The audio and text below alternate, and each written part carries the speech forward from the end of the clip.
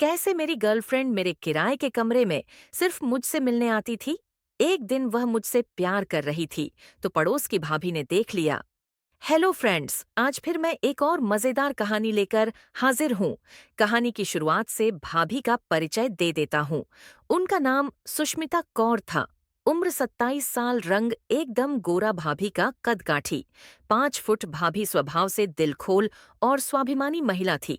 जैसे कि मैंने बताया, सुष्मिता भाभी एक विधवा महिला थी जिनके पति का देहांत कुछ वर्ष पहले सड़क दुर्घटना के कारण हो गया था। उनका विवाह 20 वर्ष की आयु में हो गया था।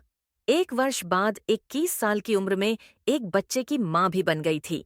लेकिन किस्मत का लिखा कौन टाल सकता है। दुर्भाग्यवश 27 साल की उम्र में ही विधवा हो गई थी। घर वालों के लाख जोर देने के बावजूद भाभी ने दूसरी शादी करने से मना कर दिया। अब वह अपने पति के घर को छोड़कर अपने मायके में ही रहने लगी थी। उनके एक घर में मैं एक कमरा किराए पर लेकर रहता था, यानी मैं उनका पड़ोसी था। लेकिन काम की वजह से मैं कमरे पर रहता नहीं था। भाभी की किस्मत इतनी भी खराब हो सकती है।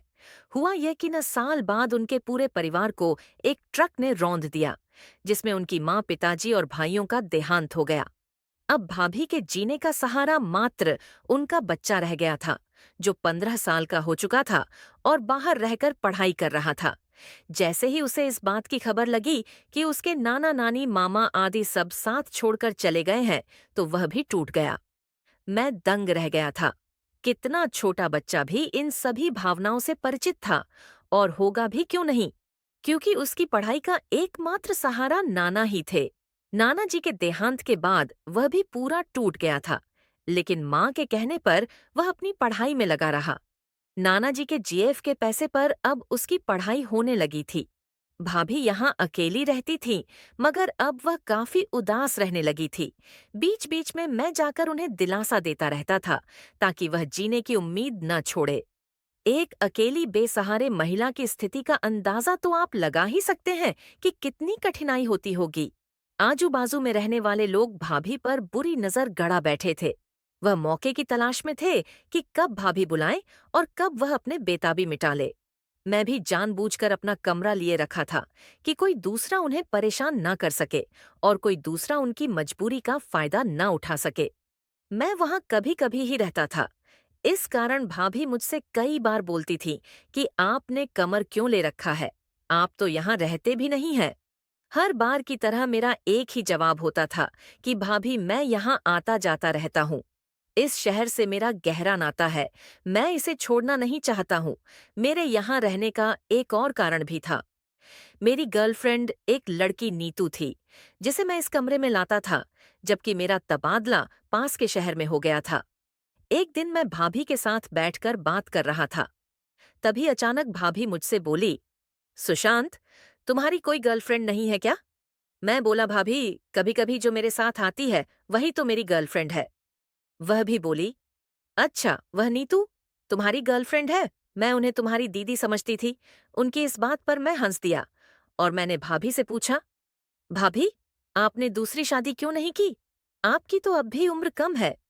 भाभी बोली, दरअसल मैं शादी तो करना चाह रही थी, लेकिन रवि का सोचकर मैंने हिम्मत नहीं की, क्योंकि मेरे मन में आकांक्षा थी कि जो भी मेरी जिंदगी में आएगा वह रवि को कैसे रखेगा।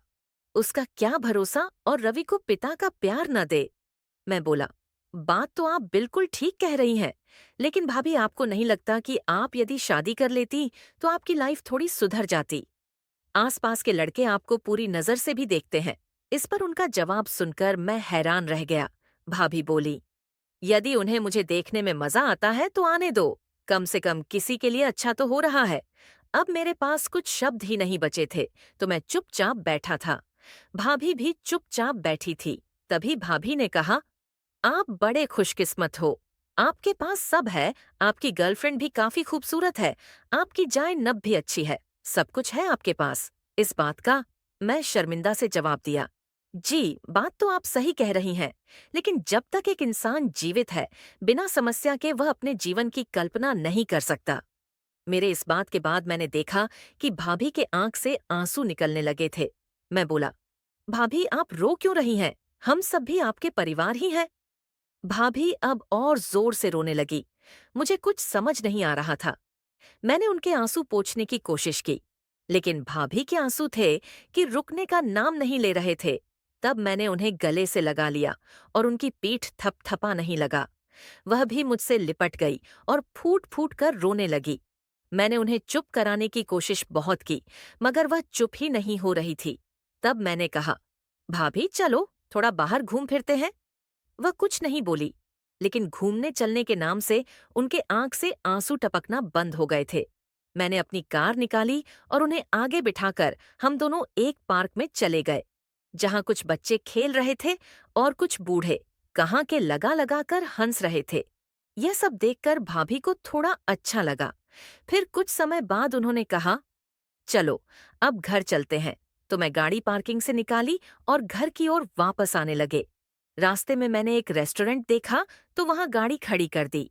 उन्होंने मेरी तरफ देखा तो मैंने भाभी से कहा, आज डिनर यही कर लेते हैं। वैसे भी मैं बहुत दिन बाद आज मुझे खाना बनाने का मन भी नहीं कर रहा है। पर भाभी ने सहमति जता दी। हम दोनों ने खाना खाया और खाना खाकर घर चले गए। मैं गाड़ी पार्क करके वापस आ रहा था तो देखा कि बाहर पैसेज में भाभी खड़ी थी। वह घर में अंदर नहीं गई थी। मैंने भाभी से पूछा, क्या हुआ भाभी? तो उन्होंने बिना कुछ कहे मुझे गले से लगा लिया और सभी चीजों के लिए धन्यवाद कहा। मैंने भाभी से कहा, आपको कोई भी जरूरत हो तो मुझसे बोल दिया करें, मैं आपकी हेल्प कर दूंगा। 2 दिन बाद मेरी गर्लफ्रेंड नीतू मुझसे मिलने आई। दरअसल वह मुझसे प्यार करने आई थी। तब मैंने उसे भाभी से मिलाया। फिर हम लोगों ने साथ मिलकर डिनर किया। मैं और नीतू मेरे कमरे में चले गए। तभी मुझे एहसास हो कि कोई बाहर है। मैंने दरवाजा खोला तो वहां कोई नहीं था। मैं तौलिया लपेटकर बाथरूम गया और वहां से फ्रेश होकर आया। अब रूम के अंदर जाकर देखा कि नीतू पूरी तरह थक कर आंखें मूंद कर लेट गई थी। कुछ समय बाद हम दोनों ऐसे ही सो गए। कुछ पल बाद मेरा ध्यान फिर से दरवाजे पर गया। मुझे अभी भी लगा कि वहां कोई है। मैं नीतू से कहा, कोई है? वह बोली, होगा, कोई होने दो। मैं जानबूझकर नीतू से कहा, मैं किचन से चाय बनाकर लाता हूं, और उठकर किचन में चला गया। वहां से मैं खिड़की से चुपके से जाकर देखा तो दरवाजे की हाल से भाभी अंदर देख रही थी। इस बात को मैंने अपनी गर्लफ्रेंड नीतू को बताया तो नीतू मेरी तरफ हैरानी से देखने लगी। उसकी नजर कुछ कहना चाहती थी और मैं वही समझने की कोशिश भी कर रहा था कि नीतू कुछ पल सोने के बाद मुझसे से कहा, ओके, उनकी इच्छा होगी देखने की। जब सुबह हम दोनों उठे तो मैं नीतू को बस स्टैंड छोड़ दिया। नीतू के जाने के 2 दिन तक मैं नीचे गया ही नहीं। अगले दिन दोस्त का कॉल आया। उसने मुझे पार्टी के लिए बुलाया था, क्योंकि कुछ दिन बाद मैं फिर से वापस चले जाने वाला था। मेरी छुट्टियां खत्म होने वाली थी तो मैंने उसे आने की हाँ कह दी। पार्टी में थोड़ी देर हो गई। जब मैं वापस आया तो भाभी के रूम के सामने से गुजर रहा था। तभी मुझे कुछ आवाज सुनाई दी, जिसे सुनकर मैं रुक गया और खिड़की से जाकर अंदर देखा तो मैं दंग रह गया। भाभी उस दिन मेरी फोटो ले ली थी, जिससे मोबाइल में देखकर वह कुछ कर रही थी। मैंने देखा कि भाभी के कमरे का दरवाजा भी खुला है, मतलब कुंडी नहीं लगी थी, बस यूं ही सटा हुआ था। मेरे मन में वह वाली स्थिति थी कि अंदर जाऊं या नहीं। फिर मैं अपने कमरे में चला गया। पार्टी में दारू के कारण मेरा नशा मुझ पर हावी था और ऊपर से भाभी को देखकर मैं बहुत बेताब हो गया था। इसके बाद 2 दिन और हो गए। अब तो नीतू से मिले भी 5 दिन हो गए थे, तो अब मेरा भी मन करने लगा। उस दिन रात को भाभी फिर से वही हरकत कर रही थी और मेरा नाम ले रही थी। दरवाजा उस दिन के जैसे सिर्फ सटा हुआ था। मैं एकदम से दरवाजा खोल दिया। भाभी चौंक गई और मेरी तरफ देखने लगी। मुझे देखकर उनकी शर्म से गर्दन झुक गई थी। मैं धीरे धीरे भाभी के पास आया।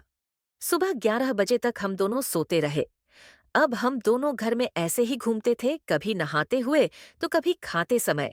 भाभी बहुत खुश रहने लगी थी। मैंने 10 दिन की छुट्टी और बढ़ा दी थी। अब वह भी खत्म हो चुकी थी और मेरी जाने का समय आ गया था। मैंने भाभी को बताया तो वह उदास हो गई, जिस कारण मैं भी न जा सका और मैं ऑफिस में फोन करके झूठ बोल दिया कि मेरी तबीयत खराब हो गई है तो मुझे